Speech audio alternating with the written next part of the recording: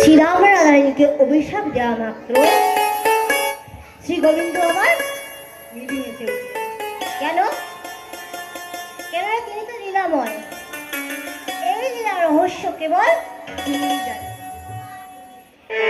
তিনি এও বুঝতে পারলেন যে রাধারানী কোলান্বিতা হয়ে এই বিরজার কুণ্ডে প্রবেশ করেছেন।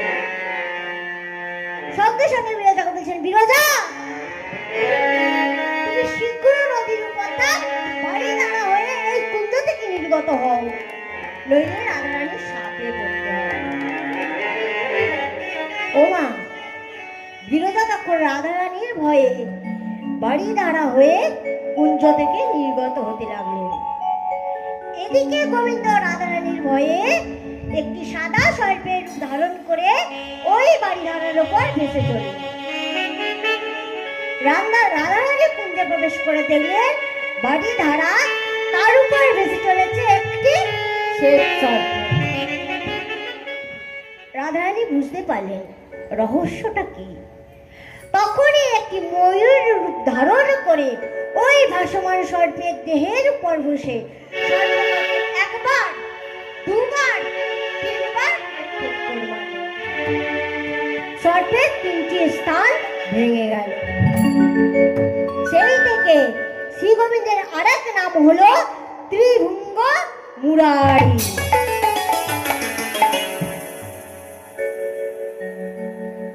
এইবার লজ্জা ভয়ে সর্প কৃষ্ণ রূপে ফিরে এলো। বিরজা জল রূপ অর্থাৎ বাড়ি ধারা ত্যাগ করলো, আর রাধারানীও নিজের স্বরূপে ফিরে এলো।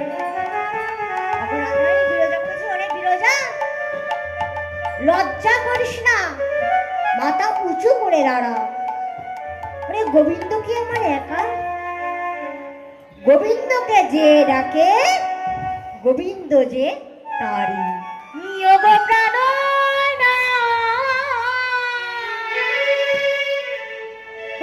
প্রাণ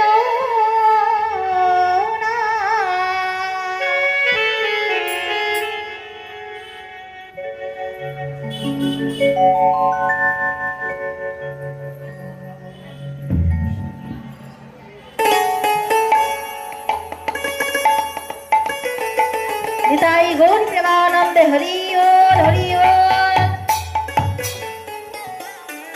তখন গোবিন্দ আমার বলছে, হ্যাঁ বিরজা, কথাটা সত্যি, কিন্তু তোমার মনোবাসনা তো পূর্ণ হলো না।